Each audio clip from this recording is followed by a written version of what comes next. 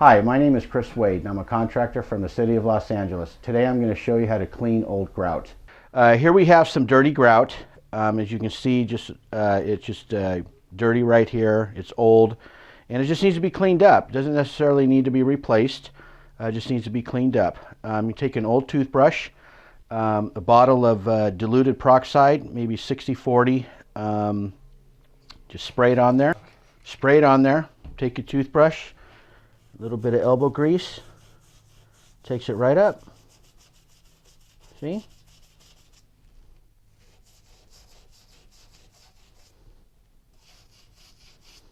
Take a rag or a pair of old dirty underwear, whatever you have.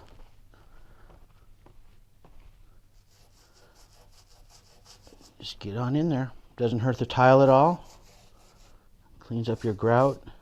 Now for real hard to get out stains, it would be a good idea, or another option you can use is vinegar, and that seems to work pretty well too. But a little bit of elbow grease, rag, squirt bottle, and you're good to go.